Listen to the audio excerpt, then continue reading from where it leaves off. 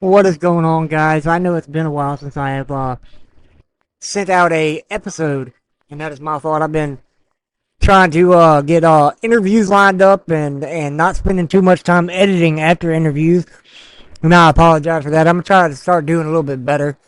But this week, for week 3, I interviewed Coach Jared with Prairie Academy and Coach Nathan with Riverdale Academy. These two coaches are great coaches. They hit on some very valid, very um, important points. Is what I'll call it. Um, when asking I ask all the coaches all the same questions, and because every coach is going to have a different take on it. But Coach Jared and Coach Nathan really hit some good key points, and I will definitely go over those key points after each interview, like always. Um, But without further ado, my first interview you're going to listen to is Coach Jared with Prairie Academy. Um, and it's both these interviews are a little bit lengthy, which is perfect for the length of the podcast I'm trying to make. Um, but it's worth it. So just stick it out, listen to it, listen to both interviews, and again, if you have a score you want me to read online or on the next show, shoot me your scores in email. It's lazylungsproductions at gmail.com. Again, don't forget about our merch site. You can find it on our Facebook web page. The Facebook is Fourth and Eighth the podcast. Make sure you give us a like, follow, and share the page to everybody you think would be interested in the show. But now we will get to the interview with Coach Jared with Prairie Academy.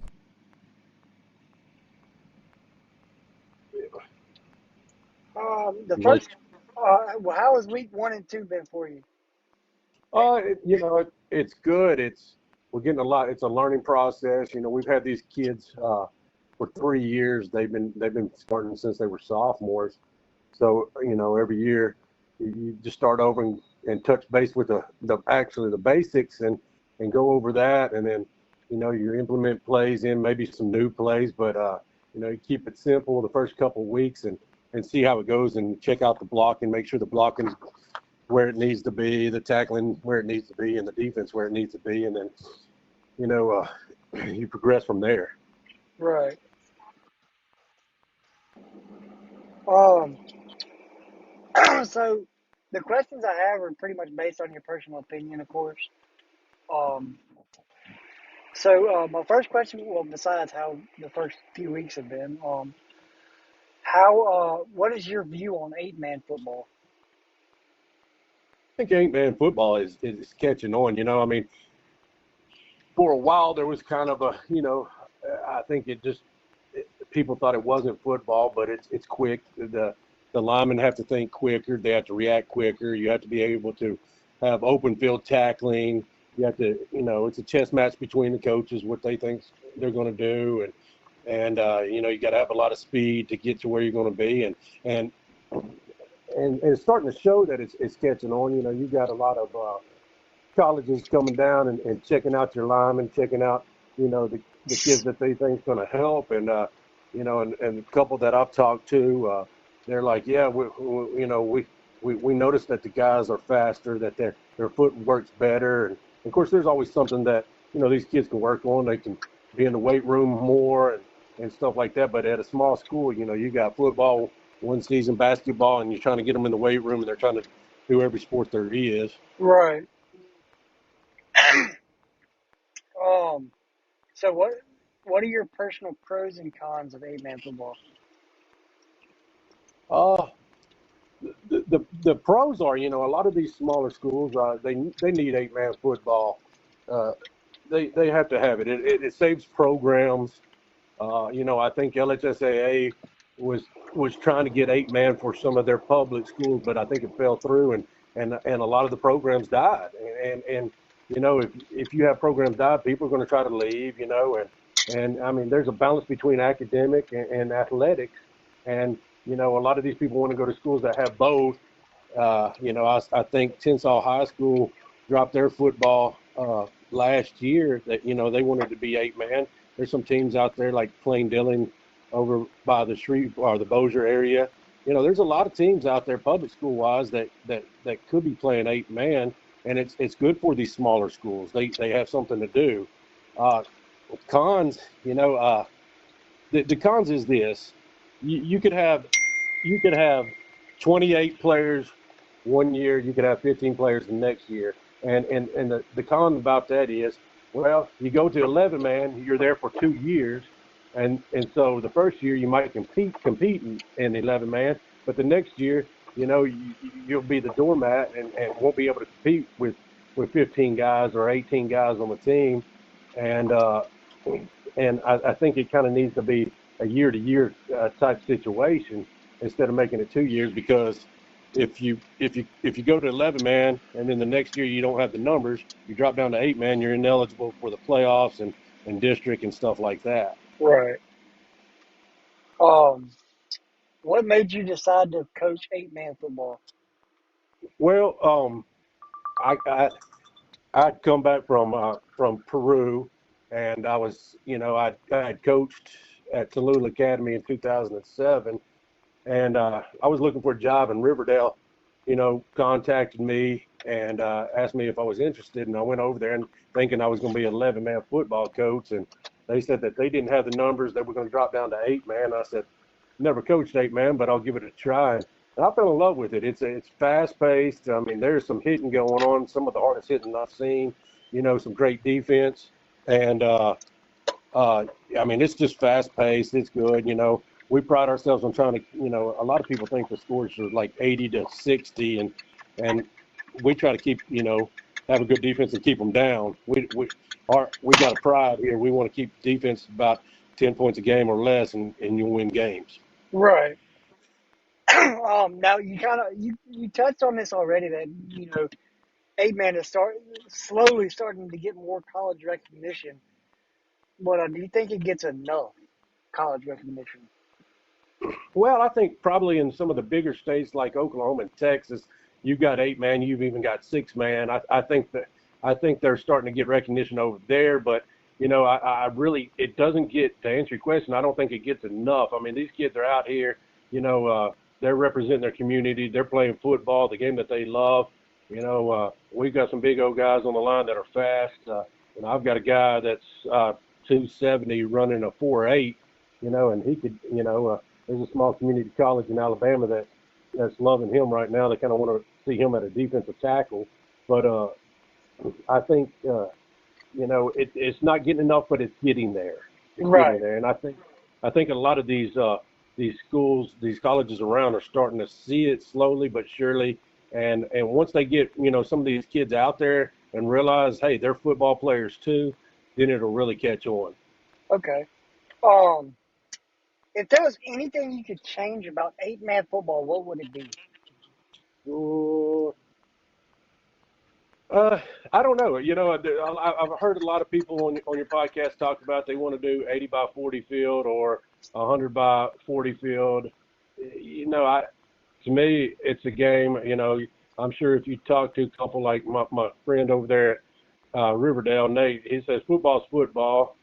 I can't really. There's only subtle differences, like a 15-yard onside. It has to go 15 yards. The quarters are 10 minutes instead. I think that's good.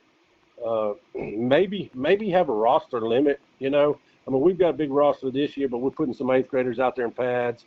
I mean, roster limit. If you may have 25 guys on the roster, but really only 15 of them. Some schools only 15 of them can play. It would, instead of dressing out everybody, maybe have a roster limit, kind of like a, tryouts almost. Right. Do you think your program could eventually be an 11-man program, or would you rather it stay 8-man? I don't have a problem with it at 11 man. Like I said, I love coaching football. They do have I guess a numbers thing here because, and I guess that would be one of the things I could change was I think 51 you have to they want you to play 11 man, but if you've got 51 boys in the school and only 20 of them play football, that's not doing you any good. I think if we could get to the point to where we could steadily have 30-something players on a team, yes, I'd love to go to 11-man. But in harsh reality, you're going to have, like I said earlier, you're going to have one year where you may have 30 kids dressing out, and the next year you may have 15 to 18 kids, and it's just, it's complicated. It's difficult to do that. But yes, we've been asked that question a lot. I think if you took Division One, which we're in with like Deer Creek and all them, and made that all 11-man, everybody's going to have some weaknesses. Somebody's going to be a lineman that doesn't need to be a lineman. Somebody's going to be a safety or a cornerback that that's just not developed yet. I think if you take all 16 of those teams and make them like a true 1A football, and they can play for a championship, yeah, that would be good. Other than that, you can take teams like us and Claiborne and River Oaks and put us in there with, Tri-County or, teams like that, and we'll get some wins. But, like you're asking us to go up against powerhouses like Tri-County and Riverfield and teams like that year after year. And of course, you'll lose some kids, but you'll gain some kids too for playing 11-man. There's kids that want to play 11-man that'll come over.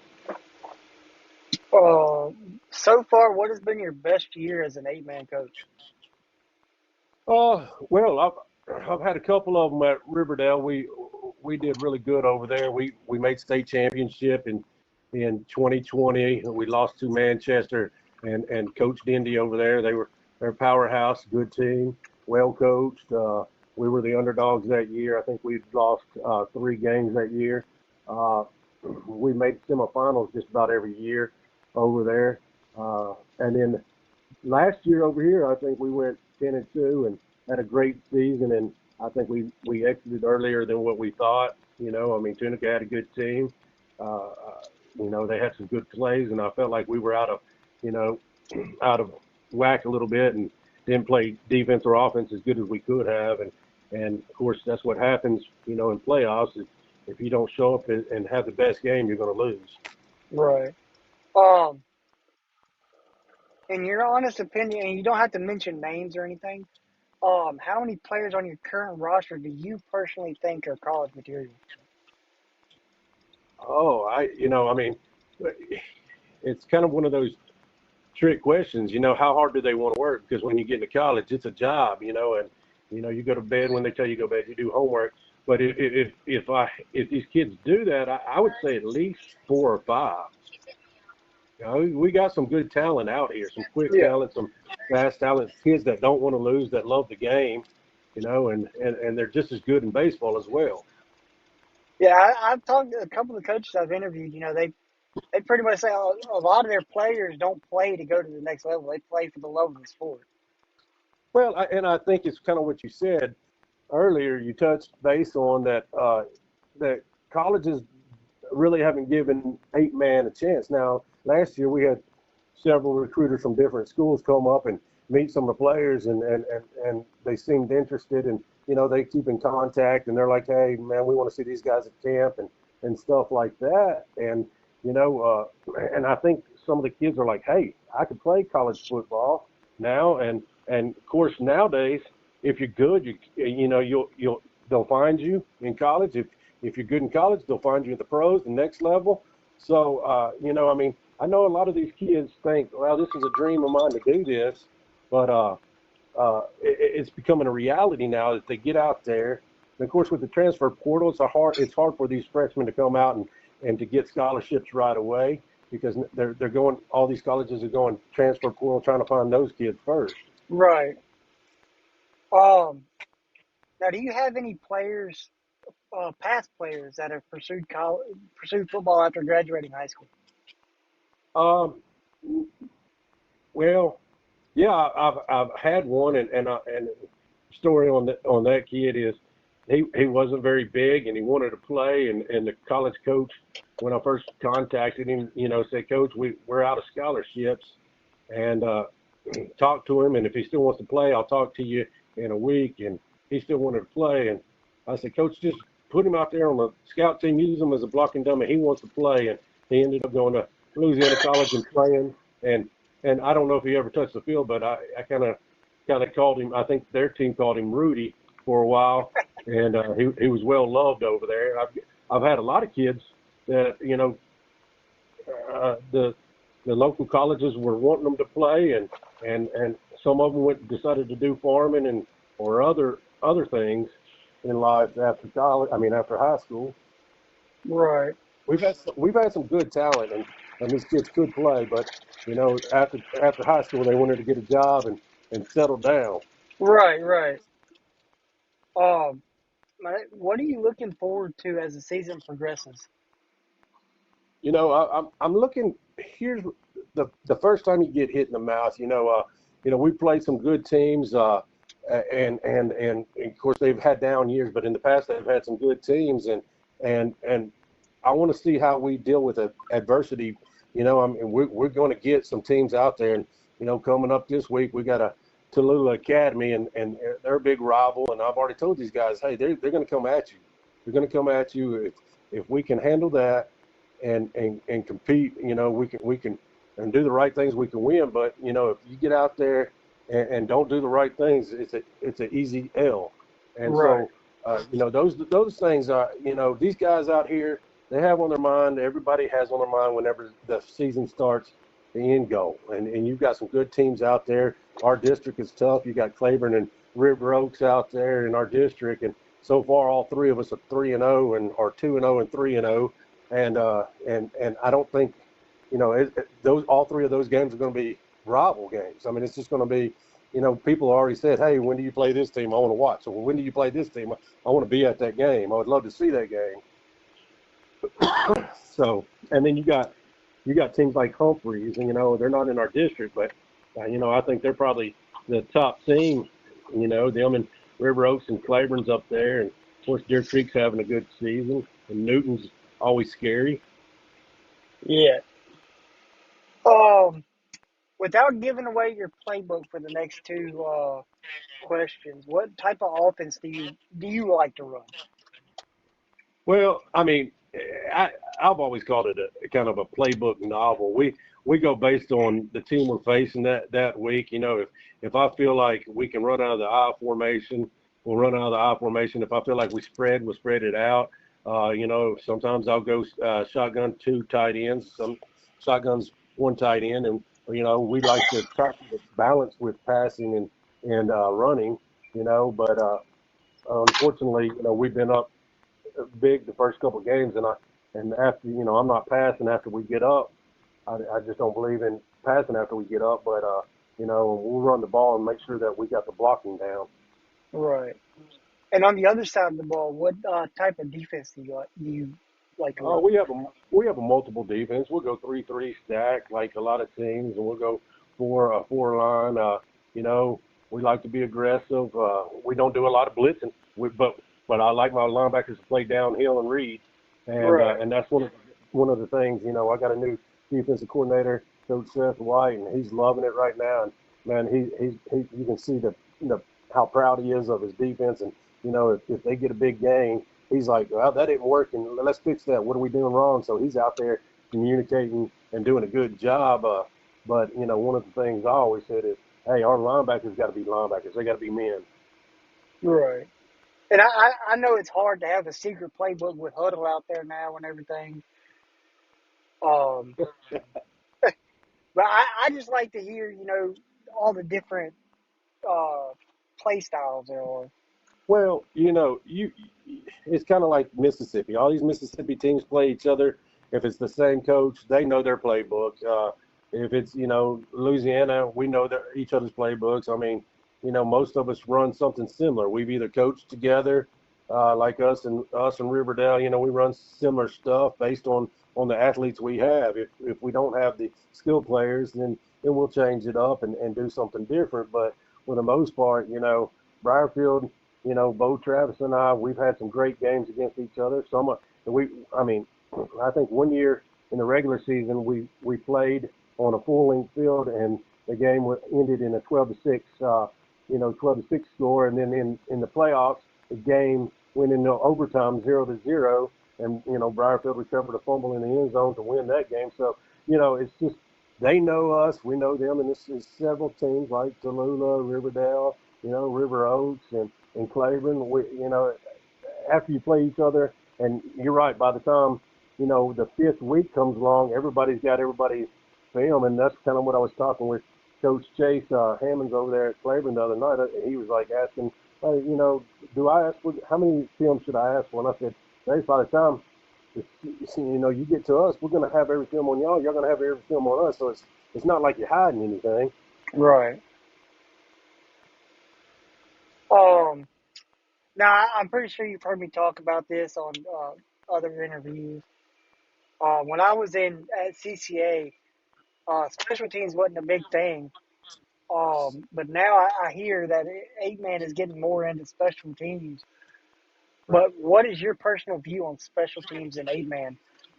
Well, I came from a coach that harped on special teams. Now, I mean, yes, sometimes during the week, if you got a short week, you kind of you're limited on like how much special teams you got and stuff like that. We've got a kicker who kicked a 61-yard field goal in practice, and he's got 2 touchbacks this year. He actually had a concussion a couple weeks ago, so we had to send him out. But I mean, he kicks the ball.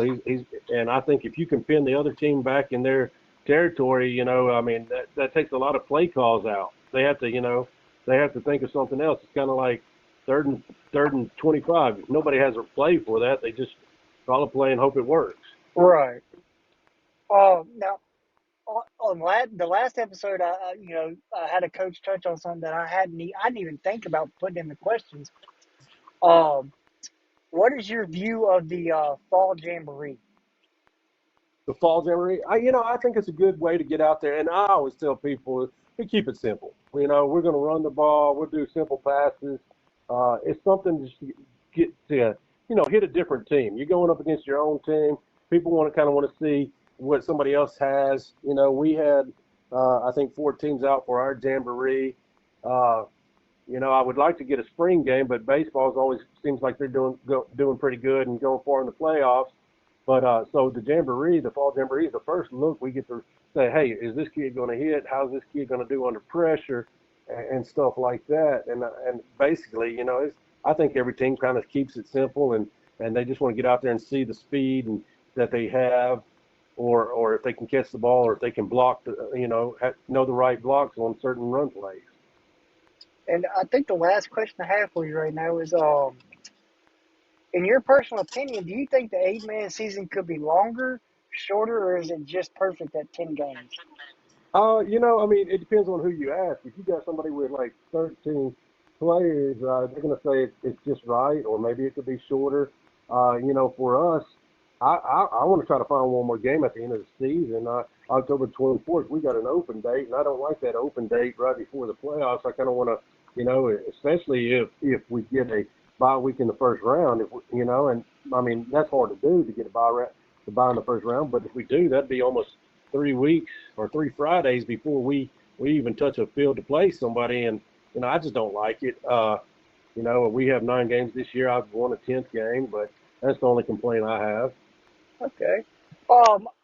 That's all the questions I have for you right now, and I'll probably reach out to you later on as the season progresses, see how things are going, and do another interview. All right, I appreciate it, Sean, so much, man. All right, Coach. And that guy was Coach Jared with Riverdale Academy. One thing that he hit on that I completely agree with is 8-man football is great for smaller schools, but at the same time, you can have 23 players one year, and the next year you're going to have 13. And when you sign up for 8-man football, like as a school, you have to stick with that for 2 years.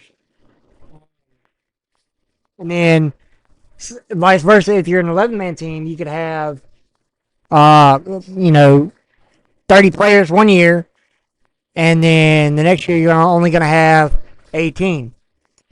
And you're stuck in that 11-man quote-unquote contract for 2 years. And it would definitely benefit to be a year-to-year type deal.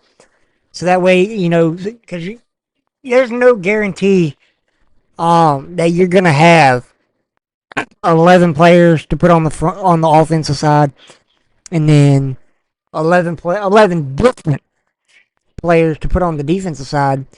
And that way you don't have 11 guys playing offense and defense at the same time and not getting a break.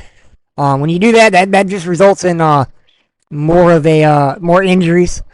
It could definitely cut some of these guys' careers short if they want to pursue outside of high school. You know, so it's definitely going to be more of a numbers game when it comes to how many players you have and what would be best for your program to play 8-man versus 11-man.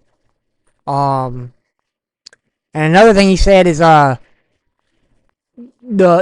more you keep your defense to a 10-point, maybe a 10-point game, 10 points, like it's hard for me to explain in my own words what he was meaning by keep defense to 10 points a game. Your offense has to be on point, and at the same time, your defense needs to be on point. You don't want to allow your opponents to score more than 10 points a game on solely defense, because if they do that, I mean, you might as well kiss that game goodbye. One thing that Coach Jared said is 8-man is starting to get college recognition, but maybe they're not getting enough college recognition.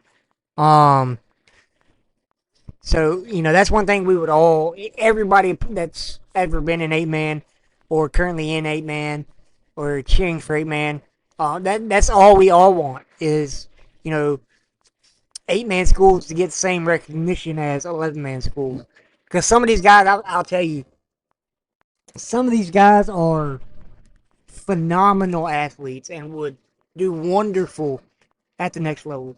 But when a lot of colleges look at it, oh, he's a part of an 8-man program, he's not going to know what to do on an 11-man field, which is absolutely false because, like I said in another interview, 8-man football is 11-man football, just 3 players less. So why aren't these colleges recognizing some of these guys?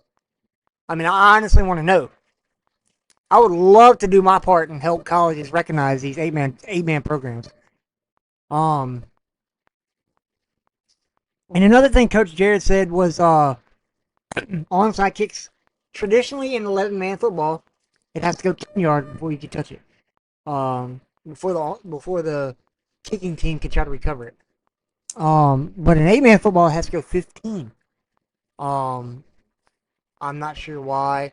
I'm pretty sure I can get a coach to explain why. And it's crazy because I should know why because I was a kicker. I was an 8-man kicker, and I was an 11-man kicker. So that's an answer I should know the answer to. A question I should know the answer to, but I'm not even going to sugarcoat it. I don't. Now roster limits is another thing Coach Jared would be a fan of. So that way, it make it all like a true tryout. So that way, there's not one team. When I played high school football, when CCA was an 11-man team, we played Tri-County Academy, and we were a 1A team, and they were a 1A team, but they would show up with 30, 40, 50 players deep on their sideline to our 18, 19, barely 22 players. So, I mean, 8-man football, it would benefit from a roster limit. So that way you're not, absolutely dog walking your other team to make the games more interesting. That's just my personal opinion. Others may differ. But I do agree with, roster limits needing to be a thing in 8-man football. But, the last thing that I want to hit on that Coach Jared hit on is the fall jamboree is a great way to see where the team is at, the team stands before games start to count towards playoffs. You had this guy that says he could be a quarterback. So you put him in the fall jamboree to hopefully maybe give your starting quarterback a break during the season and find out, okay, yeah, he actually is a good quarterback, but he's a running quarterback. He's not a passing quarterback, but he's running. So you would have that opportunity to have a good passing quarterback and a good running quarterback. Some schools are um lucky enough to have a quarterback that can do both running and passing. But you also want to have that extra, yeah, it's like a quarter, I think it is, for each Jamboree game you play. But you play a total of 4 quarters altogether. You play 1 quarter against one team, 1 quarter against another team, 1 quarter against another team, and then the fourth quarter against another team. So that lets you see, from a coach's perspective, where each player needs to line up and where each player needs to actually play. Like a tight end should probably that needs to be an actual wide receiver, or a wideout that actually needs to be a tight end, or a tight end that needs to be a fullback. It just gives the coach that extra look, and it also benefits to see, so the coach can see where say number 88 is a wide receiver. But you see he'd be better, and you could throw him at running back, or you could throw him at tight end. You can move him around every single play, and that would completely throw the other team off. But I mean that's again, I say that's my 100% personal opinion. But now I'm gonna let y'all get to the next interview that I did with Coach Nathan from Riverdale Academy. Him and Coach Jared hit on a lot of the same points that have been made in past episodes, but Coach Nathan did hit on a couple things that I do want to hit on after y'all hear his interview. So after here's the interview with Coach Nathan with Riverdale Academy.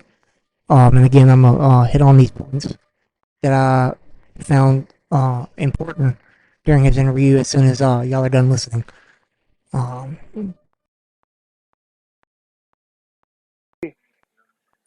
Oh man, I'm just working the kinks out after practice. Yeah.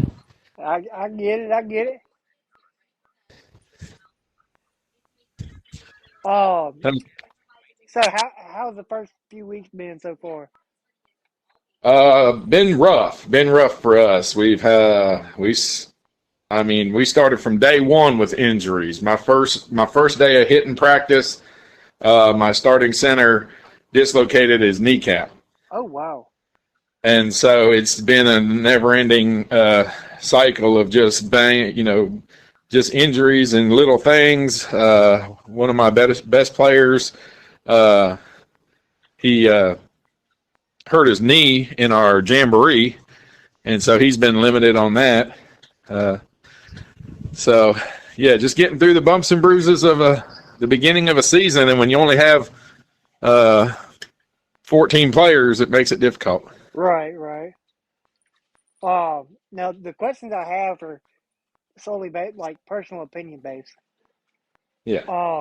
So what is your view of 8-man football? What do I think about 8-man football? Yeah. Well, when I first got into it, my son first started playing, I was a little skeptical. Like, is this really going to be competitive? All these little schools. And about 2 years after getting into it, I realized, okay, this is legit. Like, these kids are out here really competing. They're really putting in work. And so I think it's a great way to give kids that go to small schools the opportunity to play. Because, there's so many schools out there that can't have football because they're small. So I love the concept. I'm glad that, like I said, it gives kids at smaller schools the opportunity to play and actually compete, because Right. some of these schools, like when we were playing 11-man football, I mean, we were just getting throttled by everybody. What are your personal pros and cons of 8-man football? Pros, as I said, is that, more kids get the opportunity to play. Also, kids that probably wouldn't, on a full 11-man school with 50, 60 players, they might not, get noticed by a coach right away. They might have to wait till their senior year before they get playing time. Whereas, these 8-man schools, you gotta look at everybody because your Right. numbers are usually so low. So opportunities for playing time is definitely the positive. The con for it, I guess, you're not as widely noticed by, if you want to play after high school, because we've had several good players over the years, and I've told several of them, if y'all don't go out and put your name out there, they're not going to come looking for you here. Right. Yeah. So, if you want to continue to play, a lot of the kids look down on the 8-man as a way to do that, to get to the next level. Where in today's world, if even the best players, they have to go to camps, they have to go to different things. But playing for 8-man, you're really down, out of sight, out of mind, and it would be nice to see more recognition given to some great. I mean, we played some great players. We've had some great players that could have probably went on and played. What made you decide to pick 8-man football? Well, like I said, my son went to Riverdale, and I just came in to assist the coach that was there. Right. He, I was just a dad. I was just a dad who wanted to help out, and so I helped coach my son all the way up through high school, and after he graduated, I decided to just keep helping the coach that was there. It was Jared Smelser. He's up at PVA now. I decided to keep helping him. And, well, once he took the job at PVA, I told the school board, I said, look, I'll run the team until y'all find somebody new. And so me and actually one of the players that used to play for us started coaching the team, and we went to a passing tournament. And after the tournament, the president of the school board came up and was like, we just want y'all to coach the team if you want to. Yeah. And I told him, I said, well, I got a full-time job, so can you work with me on that? And they said, yeah, we'll work with you any way we can. So I said, okay. And so this is my third year as one of the head coaches. So I was kind of just thrown into it. It wasn't because I'm a sheriff deputy for my job. Right. You already hit on this a little bit. And I'm on the same page as you are about how 8-man football doesn't get enough recognition from colleges. But what if there was a way that you could help colleges recognize 8-man football? How would you think that would what would help? Well, as I said, the players have to do a lot of the work because coaches are so busy. I mean, with running programs and doing everything else, it would really be hard for us to get their names out there. The kids have to go to camps. They have to, spend the summers getting in everything they can, going in front of college coaches and just showing what they can do. Right. I mean, if you have just a really special player, You can make videos with the huddle and different things. You can make highlight videos, and you can actually send them to the coaches at different schools. If you feel like, you got a kid that can play at a high level of football, but maybe not the highest level. You know what I mean? Just be smart about it, because obviously every coach wants their kid to make it to the highest level they can, but sometimes you have to be like, well, you might not be a Power 4 school, but you might be the next group of 5, Right. type of player. So I think, but like I said, it really falls on the kids to get out, to go to camps and get their names out there themselves. I had a kid who played for me my first year coaching, and he went to camps, did all that stuff, and he got a scholarship to play at Kansas Wesleyan. Okay. And I told everybody then, like, this is what you have to do. This is the work you have to put in to get to the next level. Right. Because, like I said, they're not coming calling for us. I know that there's a gentleman who makes a magazine of all the high school kids in Louisiana and stuff. I don't know how much coaches actually get into that, but yeah, I think the biggest thing is getting the kids involved, and if they really want to go, because they ultimately, if they want to go to the next level, they're going to have to put in the work anyway. Right. Now, if there was anything you could change about 8-man football, what would it be? Anything I could change? Oh, I really don't have a lot of complaint. I guess, it's not about the football itself. Like every other level of football, we really struggle with the referees, having referees and having guys that come in and really know what they're doing and take it seriously. That's my one thing I worry about sometimes, that they'll let plays happen, and you just wonder, if they keep letting that happen, is somebody going to get hurt? But as far as straight football, like our field is a regulation size field, 100 yards by 53 yards. We're playing Briarfield this week, and they've got a 8-man field, which is only 80 yards by 40. Right.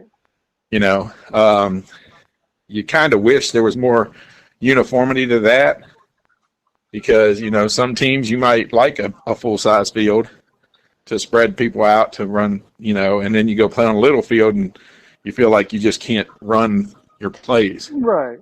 I know they talked about it a couple years ago, and it kind of went by the wayside because so many schools have full-size fields, and they would have to change so much to adapt to an 8-man field. Right. So, but the field size really, it doesn't affect us. We played on so many different fields over the years. You just you adjust and adapt to it. Do you think your program could eventually be an 11-man program? No, sir. No, sir. Our school, we're pre-K through 12, and we might have 175, 180 kids. Yeah. Our high school itself, our high school level doesn't even, I think we have less than 30 boys in the entire high school. So, yeah, it would take a large quantity of people transferring into the school before we even thought about that. And it would have to be on a consistent basis, obviously, because you can't, like Prairie View this year, they got a bunch of kids. Well, he's going to graduate, I think, 15 players this year. So, he's going to lose, basically a third of his team. Yeah. So, everybody has made comments about them jumping up to 11-man. Well, why would they do that? They'd be up for 11-man for 2 years and then have to come right back down to 8-man. Right. Yeah. So. So far, what has been your best year as an 8-man coach? As just coaching in general, or as the head coach? Coaching in general. My son's senior year, that was 2020. We went all the way to the championship game. Well, that'd be Yeah, awesome as a senior. we went to the championship. We ended up losing to Manchester that year. They had a powerhouse team, but we went to the championship that year. Now, the best record we've ever had, I think, was the following year, because we went 9-4 my son's senior year and went to the championship. But the next year, I think we won 11 games the next year. Okay. So, and in my first year, maybe we win my first year as the head coach, I think we won 10 games that year. Okay. Now you don't have to mention any names, but do you have any players on your current roster that, in your opinion as a coach, could be college material? On my roster at this very moment,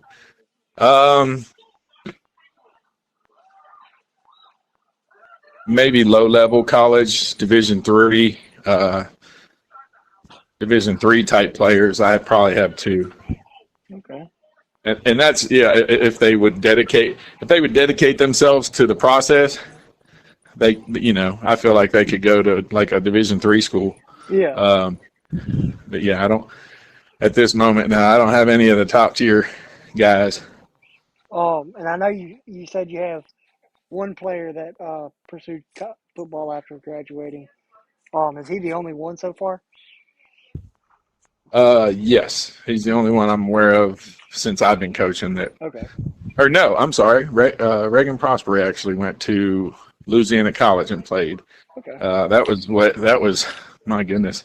That was like my second or third year coaching, being assistant coach when he was there.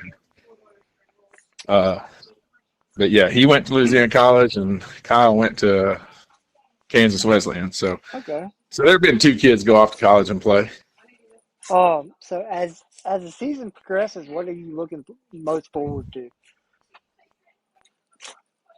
I'm looking forward to see the growth in the team, and looking for the cooler weather to show up. So, I feel like with the low numbers, these first few games, we just ran out of gas. No matter how many people you rotate, when it's 95 degrees at kickoff, you burn through the gas pretty quick. So, what I'm looking forward to just is the progression of my team. Watching them get better and learn every day, and obviously being 0-2 right now, looking forward to that first win. Right. Now, these next two questions, I'm not trying to get you to reveal your playbook, and I know with Huddle out there, it's hard to be secretive about your playbook. But what type of offense do you like to run? I'm the kind of guy that likes to take whatever my players are best at and try to focus on that. Okay. We've had teams where we had more offensive linemen than we did skill players. So you kind of focus on, a running game, ground and pound type of thing. Yeah. 3 yards in a cloud of dust. And then we've had teams where we had skill players all over the field we could do anything with, and we spread it out and get everybody outside and see what we can do slinging the ball around. So, I don't have a particular style based on myself. I base it off of the players I have. Okay. And on the other side of the ball, what type of defense do you think is Defensively, I like an aggressive defense. Because I feel like, especially in 8-man, if you just sit back, if you got a kid on the other side who can throw the ball, if you just try and sit back and let it happen, you're going to get eaten up. And then, playing aggressive sometimes will bite you in the butt because they'll if somebody breaks free on a run or a pass, most of these skilled players, they're fast. Right. They're just little fast kids that love to run. So defensively, you gotta draw a fine line between being overly aggressive and being just aggressive enough. Because, like I said, you get a good player on the outside, and nobody can stay with him. Being aggressive will bite you. So if we got a team that likes to throw the ball around, you can drop extra people back into covers, but that's when, like I said, the running back that you didn't know was that good jumps out on you. Yeah. Now, when I played 8-man, when CCA was my senior year, when we went to 8-man, not many of the teams had. I guess you could say not many of the teams believed in special teams. But now I hear it's a lot of the schools are getting into special teams more. What is your personal view on special teams in 8-man? Well, if you have somebody who can actually kick, like PVA's got a kid there that kicked the ball 60 yards. So if you have somebody that can kick, and you have the players to cover on a kickoff, because like I said, these are full size fields with 3 less people on the field. There's a lot of running room out there. So if you trust your cover team to get down and make a tackle, then kicking deep's always better because then they got farther to go. Right. But if you don't have the guys to cover an entire football field, you just obviously you're going to play safe all the time. Right. So as far as kickoffs go, if you find that diamond in the rough that can actually kick a ball and kick it far, then you try to kick it in the end zone, and they got to start out at the 20-yard line every time. Other than that, you're just playing safe and let's get the defense on the field.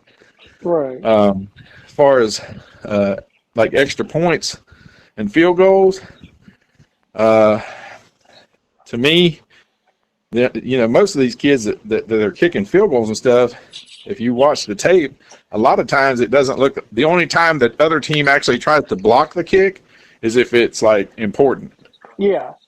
Otherwise, it seems like nobody, we'll just let them kick it. And I'm like, well, once again, you got to have somebody that can kick it.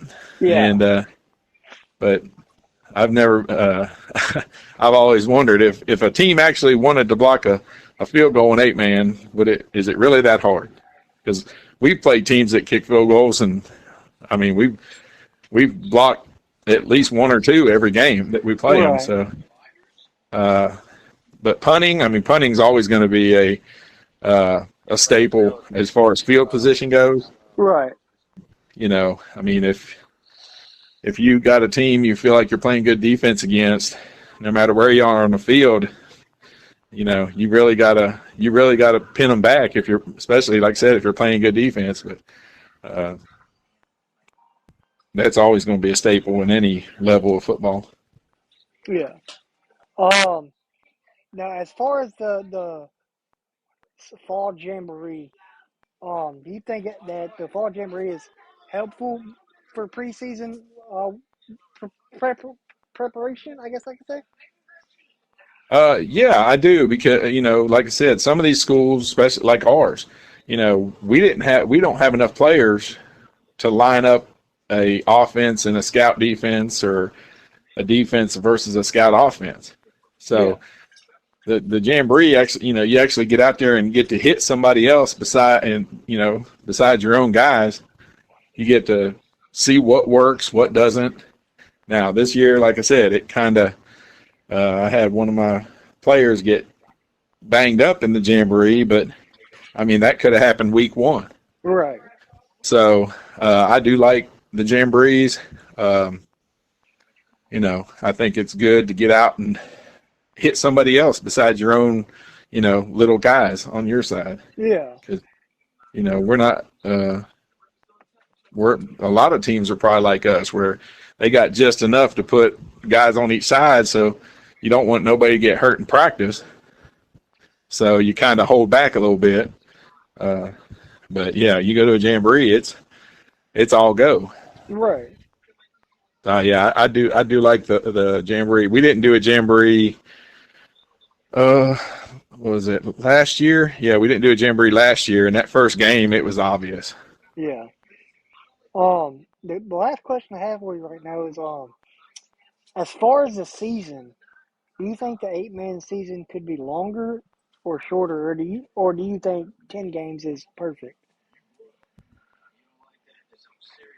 Well, I think let's see. If you make it 10 games in high school, then if you make the playoffs, if you're one of the lower seeded teams, you got to go 4 rounds in the playoffs if you get to the championship. I mean there's a potential to play 14 games in a season, unless you're one of the top teams. Then, but I think that's enough. Because like I said, with the numbers the way they are, and we've already had a couple schools cancel their season this year because of injuries and other things. Yeah. So yeah, I think 10 games is just enough for this league. Maybe those bigger schools, think about more games in a regular season because they got more players. But yeah, adding more games just adds more potential for injury and stuff like that. And I think with the playoff system we have, I mean, I think there's 15 or 16 teams in our division, and 12 of them make the playoffs. Oh, wow. So yeah, I mean, most every team's almost guaranteed an extra game at the end of the year. Right. So I think 10 is fine as far as the season goes. Well, that's all the questions I have for you right now. If I think of I will check in later on in the season, see how things are going. Probably do another interview for another episode. Sounds good to me. And that was Coach Nathan with Riverdale Academy. Like I said, he hit on a couple points that a lot of the coaches have already made, and that I've hit on myself. From the other coach's perspective. But he did hit on a couple things that I 100% agree with. And it's, if you want, the first thing is, if you want to continue to play football after high school, you have to put your name out there. You as a player, you can't rely on your coach to call, say, Alabama and be like, hey, I think this guy would be perfect for your program. You as a player have to get your highlight film together. Got to go to camps during the summer. You have to put your face in front of these college recruits over the summer, so that way they know, okay, this kid will really impress me during, camp or his highlight film from last year. So what I'm going to do is I'm going to make a trip down to, let's use Riverdale for an example. I need to make a trip down to Riverdale during one of their home games, or figure out their schedule and go see an away game. It doesn't matter, but you have to you have to make those coaches, those college recruits, say, "Hey, this kid made an impression on me. I need to make it a point to go see him to see what he's like in person." Yes, your coaches can help you out with getting your name out there to some colleges, and yes, naturally some recruits might find you. But if you want to play after high school, you need to do your part in getting your name put out there. Don't just rely on your coach, because like a couple of the other coaches I've talked to said, when you get to college, football becomes a job, especially now with NIL deals and all that. Football becomes a job. It's no longer a hobby. Okay, you have to do good in the classroom. You have to prove yourself each and every practice why you deserve to play Saturday night. And then once you make it past college, if you want to go pro, that's definitely a job. It's not, you know, you don't have to worry about your grades or anything, but you have to prove yourself every day of practice, every single game, every snap of the game, every offseason. You have to consistently prove that you deserve that QB1 spot or that starting wide receiver spot, whatever position you're going for.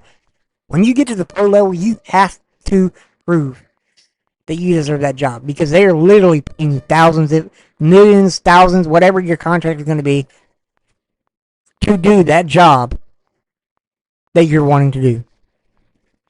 Your paycheck depends on how you perform on the field.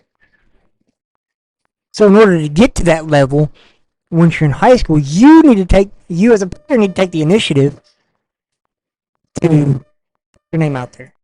If you're a freshman listening to this, go ahead and start contacting coaches and saying, hey, you know, I'd really enjoy do you have a football camp I can attend or anything like that, or is it okay if I send you my film after this season so you could check it out and see maybe get other recruits and coaches, you know, input on what a college coach thinks you should improve on. And then go out that next season and do it. Sophomore, touch base with that coach, be like, hey, you know, over the summer, I took what you said to heart, and I believe I made the correct improvements to my game over the summer. Would you like to check me out and make sure if you want me to send you my highlight film at the end of the season, I could do that, and you could give me your, you know, show these coaches that you want it. Prove to these guys that number 12 from Riverdale Academy deserves that spot on their roster, deserves that scholarship, or even deserves to be a walk-on to that school. But from the first day of your freshman year, and if you're listening to this and it's after your freshman year, from the moment you hear this podcast, go out there, contact these coaches, do these camps, and bust, and I'm going to go ahead and say this, pardon my French, but bust your ass. And prove to all these coaches that you deserve that spot on their roster. Because once you do that, I can promise you, you're not just going to catch that recruit's attention, or that coach's attention, or that school's attention. You will, if you start it from your senior year all the way until the last snap of your or if you start from your first day of freshman year all the way until the last snap of your senior year, I promise you, if you do all this, you will have schools beating your door down trying to recruit you. But I'm saying this to somebody who didn't take I left everything on the line for my coaches to contact all these coaches. You know, yeah, I sent out my film, but I didn't do summer camps. I didn't do summer workouts. You know, during the summer, I went and worked a 9-to-5 job, so that way I could, you know, I was all about my money. NIL wasn't a thing back when I was in high school, so I wasn't really, you know, I knew I wouldn't get paid to play college football, so I was worried about my money. Now, in today's football time, you have NIL deals. So take that initiative, guys. And go ahead and start contacting coaches today. If you're a senior and already have your some highlight film from your freshman, sophomore, junior years, go ahead and send it out. Go ahead and start contacting these guys. So that way, when time comes for you to walk across that stage, get your diploma, and you want to continue football, you're ready as soon as you step off that stage in May. You're ready. I mean, some schools might even start you with their practicing in January of 2026 for the August 2026 football program school season. My bad. I stuttered there, and I'm sorry. But guys, I'm telling you, take that initiative. Put your name out there. Let these coaches know that you want that scholarship and that spot on that roster. That's one thing I wish I did, and I beat myself up every day. Because I could have played, I had scholarship offers, but I turned them down for a girl. That was stupid of me because we're not even together anymore. But that's beside the point. Take that initiative. Contact those coaches. Send out that film. Do those summer camps. Do those summer workouts. In the long run, I promise it'll pay off. I promise it will. Another thing that Coach Nathan hit on was, some of these schools may not ever get the opportunity to be an 11-man program simply because, they only got 100 students within the whole school. A lot of these private schools, they are K through 12 in one building. And a lot of these schools, they have barely, 1, 2, 300, not players, 1, 2, 300 students. That's not high school students. That number includes kindergarten through 12th grade.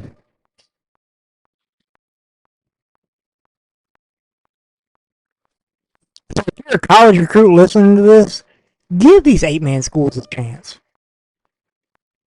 Go watch an 8-man school football game on a Friday night. I can promise you it won't be the same as watching 11-man, though. But at the same time, it will. But if you're a college recruit or you're a college player that is trying to help your team grow, let your coaches know. Go to an 8-man game. You can find an 8-man roster on MAIS website or any, whatever program website these other states use. Just go to a game. Feel that energy. See how those kids love the game just as much as the next man that plays 11-man. Stop overlooking these guys. Stop overlooking these younger schools, these smaller schools. I promise you, you won't be disappointed. I had several guys on my team when my senior year when we played 8-man that could make very wonderful college football players, but they just never got the time of day. Be that coach or that recruiter that takes that first step. Says, hey, let's go down here to Mississippi. Check out some of these 8-man programs. I've heard they got some real good talent. You won't be disappointed. I promise you that much. I truly do.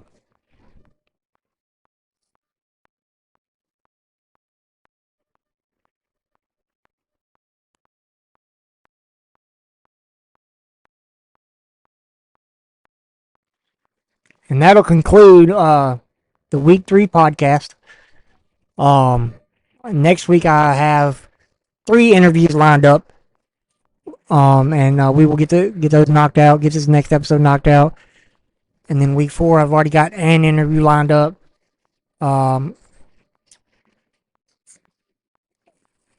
And after that, we might week 4 I might leave it at 1 interview. I might reach out to another team or 2. But I might start going in more depth with some of these coaches.